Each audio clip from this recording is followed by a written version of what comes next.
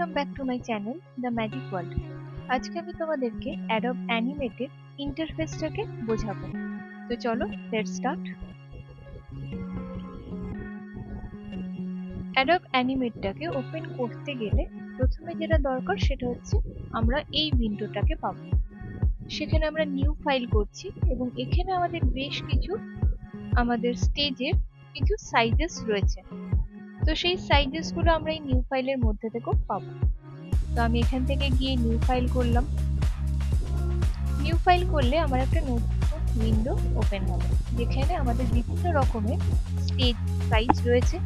যেমন এটা হচ্ছে 640x480, যেটা কিনা আমাদের স্ট্যান্ডার্ড একটা স্টেজের সাইজ।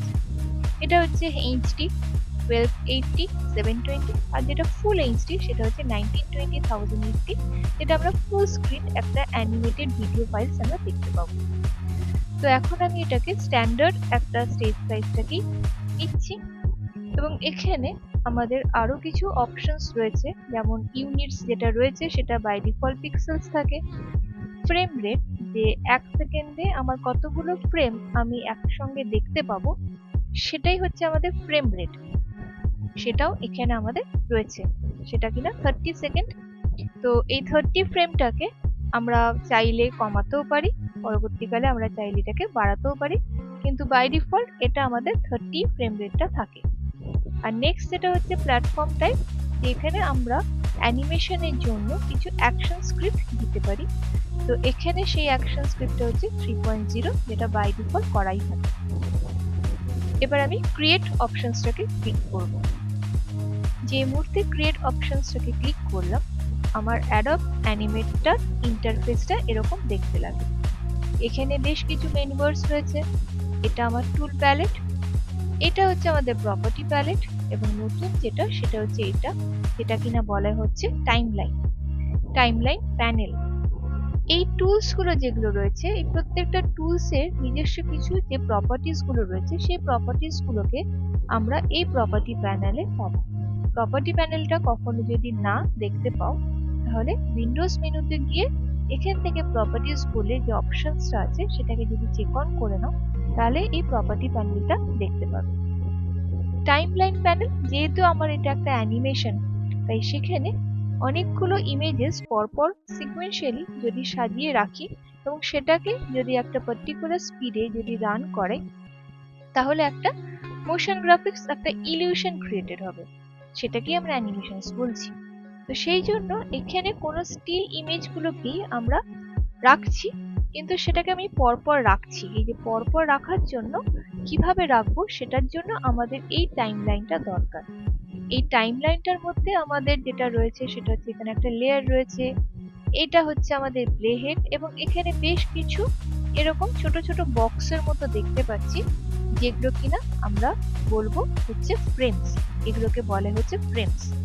আমরা প্রত্যেকটা ইমেজ, স্টিল ইমেজগুলোকে পরপর যদি এরকম এক একটা ফ্রেমের মধ্যে রাখি এবং সেটাকে যদি আমি একটা পার্টিকুলার স্পিড, যে স্পিডটা কিনা এখানে আমার অলরেডি দেওয়া আছে সেটা কিনা 30 fps ফ্রেম পার সেকেন্ড, তো সেই স্পিডে যদি আমি এটাকে রান করাই তাহলে আমি এখানে একটা ইলিউশন ক্রিয়েটেড হবে। সেই ইলিউশনটাকেই আমরা বলছি হচ্ছে অ্যানিমেশনস।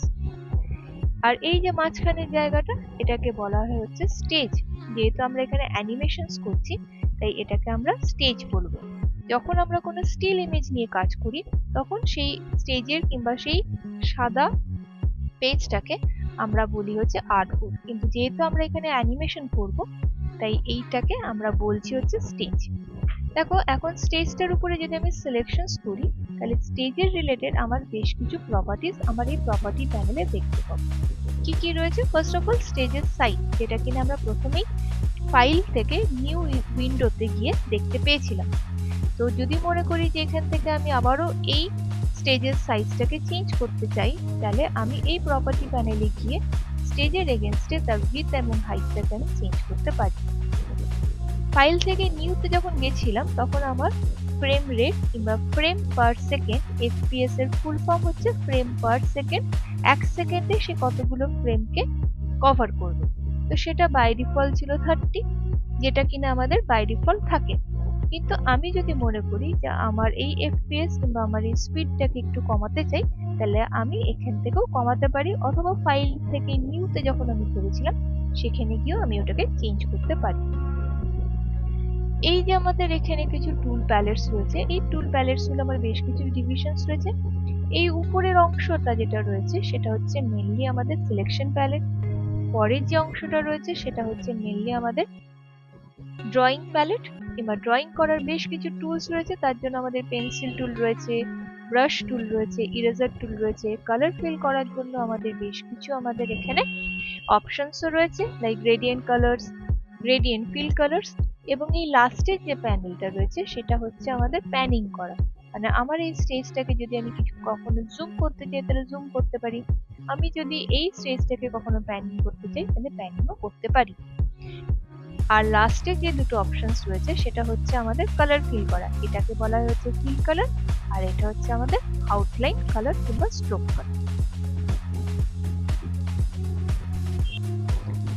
টাইমলাইন প্যানেলের মধ্যে আমাদের বেশ কিছু এখানে আরো অপশনস রয়েছে, যেমন লেয়ার। আমরা এখানে যা কিছুই অ্যানিমেশনস করব চেষ্টা করব যে যেই অবজেক্টে আমার অ্যানিমেশন হবে সেই অবজেক্টটাকে একটা কমপ্লিটলি আলাদা লেয়ারে রাখতে। নতুন যদি কোনো লেয়ারকে অ্যাড করতে হয় তাহলে এই হচ্ছে আমার প্লাস সাইন। যদি এক্সট্রা কোনো লেয়ার অ্যাডেড হয়ে যায় তাহলে সেটাকে যদি ডিলিট করতে হয় তাহলে আমরা এই ডিলিট অপশনসটার উপর ক্লিক করলে ওই লেয়ারটা ডিলিটেড হয়ে যাবে।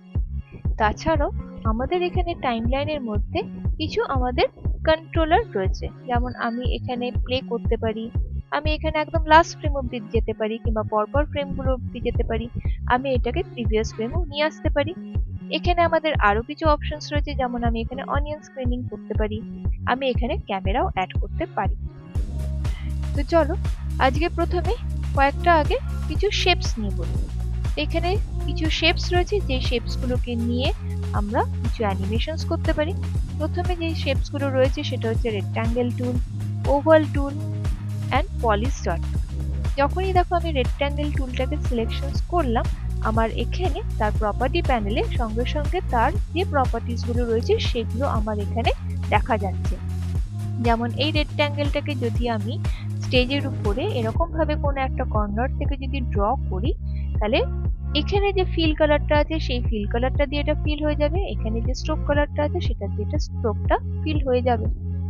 এবার এই যে রেক্ট্যাঙ্গেলটা, এই রেক্ট্যাঙ্গেলটাকে যদি আমি স্টেজের একদিক থেকে আরেক দিকে একটু যদি মুভমেন্ট করতে চাই তাহলে তার জন্য যে টুলটা দরকার সেটা হচ্ছে আমার এই সিলেকশন টুল।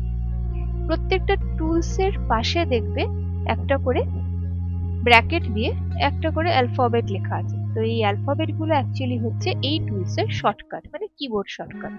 তো আমি এখানে সিলেকশন টুলটাকে সিলেকশন করছি, এটার উপর ক্লিক করলে আমি এটাকে মুভ করাতে পারবো।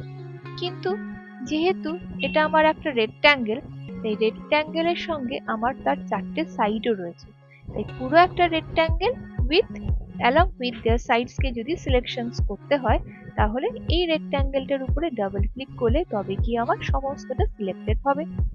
যদি ডাবল ক্লিক না করো তাহলে এই সিলেকশন টুল দিয়ে জাস্ট কোনো একটা কর্নার থেকে এরকম ভাবে এটার উপরে যদি এরকম ভাবে সিলেকশনস করি তাহলে আমার পুরোটা সিলেক্টেড হবে অবজেক্টটা।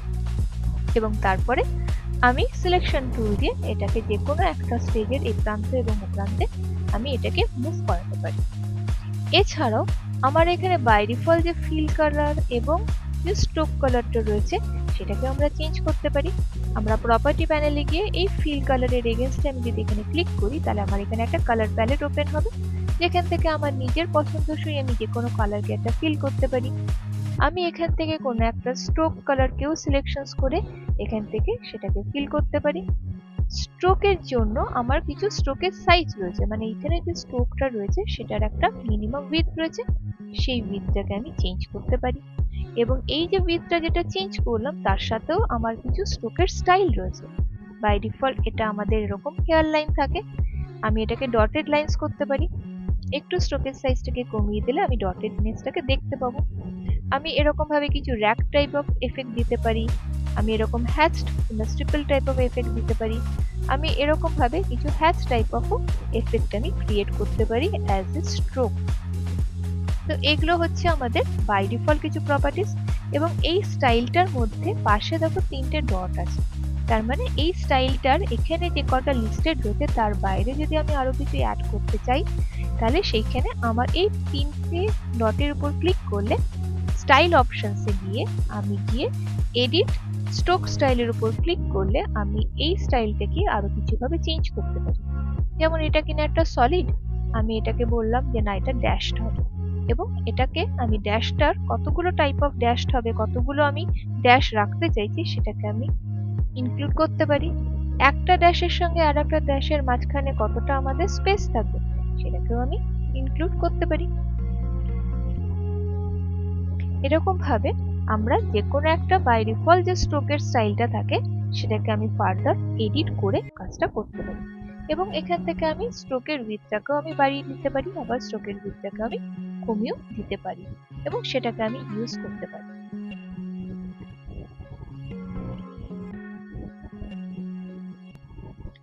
নেক্সট যেটা রয়েছে টুলসটা, তার নাম হচ্ছে ট্রান্সফর্ম টুল, ফ্রি ট্রান্সফর্ম টুল। ফ্রি ট্রান্সফর্ম মানে যেটা থ্রু দিয়ে আমরা যে কোনো একটা শেপকে সেটাকে আমরা ট্রান্সফর্ম কিংবা তার সাইজটাকে ছোট বড় করতে পারি। সাইজটা যখন আমি ছোট বড় করছি, দেখো এটা কিছুটা হলেও আমার ডিস্টর্টেড হচ্ছে, আইদার সেটা একটুখানি চেপটে যাচ্ছে অথবা লম্বাটে হয়ে যাচ্ছে। এই জিনিসটাকে যদি ঠিক করে একদম সিমেট্রিক্যালি যদি আমি এটাকে ট্রান্সফর্ম করতে চাই, তাহলে সবসময় শিফট প্রেস করে আমি এটাকে ট্রান্সফর্ম করব। কিবোর্ডে যে শিফট কিটা রয়েছে সেই শিফট কিটাকে প্রেস করে এবং ফ্রি ট্রান্সফর্ম টুলটাকে যদি আমি ইউজ করি, তাহলে এটা আমার সিমেট্রিক্যালি ট্রান্সফর্ম হবে। ট্রান্সফর্ম টুলে শুধুমাত্র আমার ছোট বড় নয়, আমি এটাকে পার্সপেক্টিভলি এরকম ভাবে চেঞ্জ করতে পারি, তাছাড়াও আমি এটাকে রোটেশনও করতে পারি। রোটেশনটা করছি কার বেসিসে? এই পিভট পয়েন্টের বেসিসে, কিংবা এটাকে যেটাকে বলছি হচ্ছে সেন্টার পয়েন্ট, এখানে সেটাকে বলা হচ্ছে পিভট পয়েন্ট। এই পিভট পয়েন্টের বেসিসে আমি এটাকে এরকম ভাবে রোটেশনও করতে পারি। তাহলে সেই ক্ষেত্রে ট্রান্সফর্ম টুলের সাহায্যে, ফ্রি ট্রান্সফর্ম টুলের সাহায্যে আমরা 3টে কাজ করতে পারি। একটা হচ্ছে আমি এটাকে ছোট বড় করতে পারি, এটাকে আমি পার্সপেক্টিভলি চেঞ্জ করতে পারি, আর একটা হচ্ছে আমি এটাকে রোটেশন দিতে পারি। নেক্সট যে টুলটা সেটা হচ্ছে আমাদের ল্যাসো টুল, পলিগনাল ল্যাসো টুল এবং ম্যাজিক ওয়ান্ড। তো ল্যাসো টুল এবং পলিগনাল ল্যাসো টুল এই দুটো দিয়ে কি করতে পারি, আমি কোনো একটা অবজেক্টের কিছুটা পোর্শনকে ফ্রি ফর্মলি সিলেকশনস করে সিলেক্ট করতে পারি। দেখো এখানে আমি কিছুটা পোর্শন এরকম ভাবে ফ্রি ফর্মলি আমি ড্র করলাম, ড্র করে আমি সিলেকশনস করে সিলেকশন টুল দিয়ে এটাকে আমি এরকম ভাবে বাইরে নিয়ে আসতে পারি, কিংবা এই মেন অবজেক্টটার থেকে একটুখানি আলাদা করতে পারি। ফ্রি ফর্মলি সিলেকশন করার জন্য হচ্ছে আমাদের ল্যাসো টুল। আর পরের যে টুলটা সেটা হচ্ছে পলিগন টুল। পলিগন টুলের সিলেকশনসটা জেনারেলি হচ্ছে আমাদের স্ট্রেট।